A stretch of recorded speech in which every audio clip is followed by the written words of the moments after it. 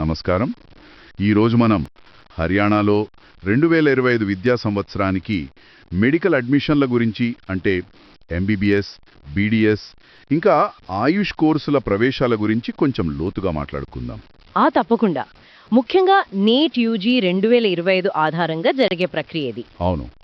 మరి ఈ కౌన్సిలింగ్ ఎవరు నిర్వహిస్తారు? ఎంబీబీఎస్, బీడీఎస్కి? అది డిఎంఈఆర్ అండి, directorate of medical education and research. వాళ్ళు చూసుకుంటారు హర్యానాలో ఎంబీబీఎస్, బీడీఎస్ కౌన్సిలింగ్. ఓ, డిఎంఈఆర్. మరి ఆయుష్ కోర్సులకు బిఎంఎస్, బిహెచ్ఎంఎస్ లాంటివి?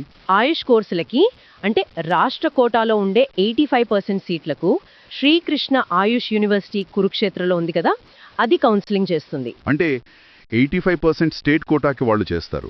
మరి మిగిలిన 15%? 15% ఆల్ ఇండియా కోటా ఏఐక్యూ సీట్లు కదా, వాటిని మెడికల్ కౌన్సిలింగ్ కమిటీ, అంటే ఎంసీసీ. సెంట్రల్ లెవెల్లో? అవును.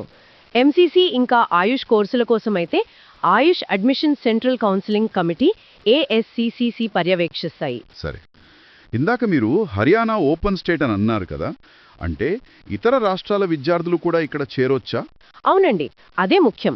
హర్యానా ఒక ఓపెన్ స్టేట్, అంటే వేరే రాష్ట్రాల స్టూడెంట్స్ కూడా ఇక్కడ ఉన్న ప్రైవేట్ మెడికల్ కాలేజీల్లో మేనేజ్మెంట్ కోటా సీట్ల కోసం పోటీ పడచ్చు. ఓహో, అలాగా. మరి ఫీజుల సంగతి? డొమిసైల్ వారికి, బయట వారికి తేడా ఉంటుందా? అదే ఇక్కడ విశేషం. ప్రైవేట్ కాలేజీల్లో మేనేజ్మెంట్ కోటాకి డొమిసైల్ అయినా నాన్ డొమిసైల్ అయినా ఫీజులు ఒకేలా ఉంటాయి. అది చాలా ఆసక్తికరంగా ఉంది. అంటే పోటీ కూడా ఎక్కువగానే ఉండొచ్చు. ఖచ్చితంగా ఉంటుంది. ఇక ఆయుష్ సీట్ల విషయానికొస్తే హర్యానాలో మొత్తం 13 బీఏఎంఎస్ కాలేజీల్లో ఒక 908 సీట్లు, ఇంకా ఒక బీహెచ్ఎంఎస్ కాలేజ్లో 50 సీట్లు అందుబాటులో ఉన్నాయి. అంటే ఆయుష్లో కూడా మంచి అవకాశాలే ఉన్నాయి. మరి నీట్ పరీక్ష తేదీలు? నీట్ 2025 పరీక్ష మే 4న జరుగుతుంది. ఫలితాలు జూన్ 14న వస్తాయి. ఆ తర్వాతే ఈ కౌన్సిలింగ్ ప్రక్రియ అంతా మొదలవుతుంది. సరే, మరి ఈ అడ్మిషన్ ప్రాసెస్ ఎలా ఉంటుంది? అంటే రిజిస్ట్రేషన్ ఎలా చేసుకోవాలి? చాయిస్ ఫిల్లింగ్ అంటారు కదా, అదెలా? అభ్యర్థులు ముందుగా ఆన్లైన్లో రిజిస్టర్ చేసుకోవాలి. ఎంబీబీఎస్, బీడీఎస్ అయితే డిఎంఈఆర్ పోర్టల్లో, ఆయుష్ స్టేట్ కోటా అయితే శ్రీకృష్ణ ఆయుష్ యూనివర్సిటీ వెబ్సైట్ ఉంది కదా, skau.ac.in, అందులో నమోదు చేసుకోవాలి. రిజిస్ట్రేషన్ తర్వాత రిజిస్ట్రేషన్ ఫీజు కట్టాలి. ఉదాహరణకు ఆయుష్కైతే అన్రిజర్వ్డ్ వాళ్ళకి దాదాపు 2,000, రిజర్వ్డ్ వారికి 500, ఎన్ఆర్ఐ కోటా అయితే 10,000 రూపాయల దాకా ఉండొచ్చు. ఇంకో ముఖ్య విషయం ఏంటంటే ప్రతి రౌండ్కి, అంటే రౌండ్ 1, రౌండ్ 2, మాపప్ రౌండ్, వీటన్నిటికీ కొత్తగా చాయిస్లు పెట్టుకోవాల్సి ఉంటుంది. ఓ, ప్రతి రౌండ్కి ఫ్రెష్గానా? అవును. ఇచ్చిన టైంలోపు చాయిస్లను లాక్ చేయాలి. ఒకవేళ మర్చిపోతే సిస్టమ్ ఆటోమేటిక్గా చివరిగా సేవ్ చేసిన ఆప్షన్స్ని లాక్ చేసేస్తుంది. కాబట్టి కొంచెం జాగ్రత్తగా ఉండాలి. అర్థమైంది. మరి అర్హతలేంటి? ఎవరు అప్లై చేయొచ్చు? బేసిక్గా సెనిక్స్, కెమిస్ట్రీ, బయాలజీ లేదా బయోటెక్నాలజీ ఇంకా ఇంగ్లీష్ సబ్జెక్టులతో 10+2 పాస్ అయి ఉండాలి. తప్పకుండా నీట్ యూజీ 2025లో క్వాలిఫై అవ్వాలి. వయసు ఆ సంవత్సరం డిసెంబర్ 31 నాటికి కనీసం 17 ఏళ్లు నిండి ఉండాలి. స్టేట్ కోటా సీట్లకైతే హర్యానా నివాసి అయి ఉండాలి. దానికి సంబంధించిన డొమిసైల్ సర్టిఫికెట్లు చూపించాలి. ఎన్ఆర్ఐ కోటా కూడా నీట్ తప్పనిసరా? తప్పనిసరి. ఎన్ఆర్ఐ కోటా అయినా నీట్లో అర్హత సాధించాల్సిందే. మెరిట్ లిస్ట్ అంతా నీట్ స్కోర్ మీదే ఆధారపడి ఉంటుందా? అవును, పూర్తిగా నీట్ స్కోర్ ఆధారంగానే మెరిట్ లిస్ట్ తయారు చేస్తారు.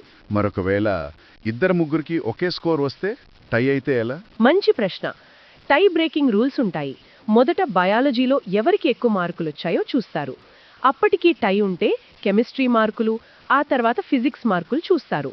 ఇంకా టై అయితే పరీక్షలో ఎవరు తక్కువ నెగటివ్ మార్కులు, అంటే తప్పు సమాధానాలు పెట్టారో వాళ్ళకి బెటర్ ర్యాంక్ ఇస్తారు. అంటే ప్రతి మార్కు, ప్రతి తప్పు సమాధానం కూడా కీలకమే అన్నమాట. సరే, ఇప్పుడు అందరికీ ముఖ్యమైన విషయం ఫీజులు. ప్రభుత్వ కాలేజీలో ఎంత ఉంటుంది? ప్రభుత్వ మెడికల్ కాలేజీల్లో చూస్తే మొదటి సంవత్సరం ట్యూషన్ ఫీజు సుమారు 80,000 వరకు ఉండొచ్చు. మొత్తం 5 ఏళ్ల కోర్సుకు కలిపి దాదాపు 4.22 లక్షలవుతుంది. 80,000 మొదటి సంవత్సరం.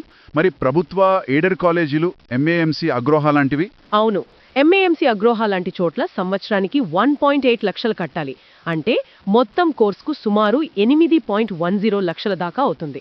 ఇక ప్రైవేట్ కాలేజీల సంగతి Adesh, NC, world medical college వంటివి. ఆహా, ప్రైవేట్ కాలేజీల్లో ఫీజులు చాలా ఎక్కువ. కొన్నిట్లో మొదటి సంవత్సరం ట్యూషన్ ఫీజు 12 లక్షల వరకు ఉండి ప్రతి ఏటా 7.5% పెరిగే అవకాశం కూడా ఉంది. అమ్మా, 12 లక్షలు ప్లస్ పెరుగుదల అంటే చాలా ఎక్కువ. వీటికి హాస్టల్ మెస్ అదనం అంటారా? అవునండి, హాస్టల్ మెస్ ఛార్జీలు అదనం. అవి కాలేజీని బట్టి మారుతూ ఉంటాయి. ప్రభుత్వ కాలేజీల్లో బాండ్ పాలసీ కూడా ఉందంటున్నారు, అదేంటి? అవును, అది చాలా కీలకమైన పాయింట్. హర్యానా ప్రభుత్వ కాలేజీల్లో బాండ్ పాలసీ ఉంది. కోర్స్ అయ్యాక కొన్ని సంవత్సరాలు ప్రభుత్వ సర్వీస్ చేయాలి. చెయ్యకపోతే? లేదా మధ్యలో మానేస్తే మాత్రం చాలా పెద్ద మొత్తం కట్టాల్సి వస్తుంది. చూడండి, పురుషులైతే సుమారు 25.77 లక్షలు, మహిళలైతే 23.19 లక్షలు చెల్లించాల్సి రావచ్చు. ఓ మై గాడ్, ఇది చాలా పెద్ద మొత్తం. అడ్మిషన్ తీసుకునే ముందే దీని గురించి పూర్తిగా తెలుసుకోవాలి. ఖచ్చితంగా, ఇది చాలా స్ట్రిక్ట్ రూల్. విద్యార్థులు, వాళ్ళ తల్లిదండ్రులు దీన్ని బాగా ఆలోచించుకోవాలి. సరే, మరి 2025 కౌన్సిలింగ్ తేదీలు ఎప్పుడు ప్రకటిస్తారు? ఇంకా అడ్మిషన్కి కావాల్సిన ముఖ్యమైన డాక్యుమెంట్లేంటి?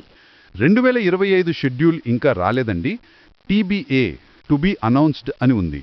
అభ్యర్థులు రెగ్యులర్గా డిఎంఈఆర్ ఇంకా ఆయుష్ కోసమైతే SKU.ac.in వెబ్సైట్లు చెక్ చేస్తూ ఉండాలి. డాక్యుమెంట్లు ఏమేం కావాలి? ఒక లిస్ట్ లాగా. తప్పకుండా. మెయిన్గా NEET admit card, NEET score card, 10వ తరగతి 12వ తరగతి మార్క్ షీట్స్, సర్టిఫికెట్లు, హర్యానా రెసిడెన్స్ సర్టిఫికెట్ స్టేట్ కోటాకి, క్యాస్ట్ సర్టిఫికెట్ వర్తిస్తే, క్యారెక్టర్ సర్టిఫికెట్, ఇంకా పాస్పోర్ట్ సైజ్ ఫోటోలు, ఆధార్ కార్డ్ లాంటి ఐడెంటిటీ ప్రూఫ్, ఇంకా సీట్ అలాట్ అయ్యాక వచ్చే ప్రొవిజనల్ అలాట్మెంట్ లెటర్. ఇవన్నీ సిద్ధంగా ఉంచుకోవాలి. చాలా క్లియర్గా చెప్పారు. హర్యానాలో వైద్య విద్య ప్రవేశాలకు సంబంధించిన ఈ వివరాలు, ముఖ్యంగా ఓపెన్ స్టేట్ అవడం, ఫీజుల నిర్మాణం, ఈ కఠినమైన బాండ్ పాలసీ వంటి నిర్ణయాలు తీసుకోవడంలో చాలా ఉపయోగపడతాయి అనుకుంటున్నారు. అవునండి, ప్రైవేట్ కాలేజ్లలో ఫీజులు ఎక్కువ, ప్రభుత్వ కాలేజ్లో సీట్లు తక్కువ. పైగా ఈ బాండ్ రూల్స్ ఉన్నాయి. కాబట్టి స్టూడెంట్స్ వాళ్ళ నీట్ స్కోర్, ఆర్థిక పరిస్థితి, వాళ్ళ ప్రాధాన్యతలు అన్నిటినీ బేరీజ్ వేసుకోవాలి. అంటే ఒక స్ట్రాటజీ ఉండాలి. ఖచ్చితంగా. State quota, all India quota రెండిటినీ ఎలా వాడుకోవాలి, ఏది తమకు బెస్ట్ ఆప్షన్ అనేది ప్లాన్ చేసుకోవడం చాలా ముఖ్యం. ఈ మొత్తం ప్రక్రియలో సరైన సమాచారం, ప్లానింగ్తో ఉంటేనే మంచి నిర్ణయం తీసుకోగలరు. అదే అసలైన సవాలు.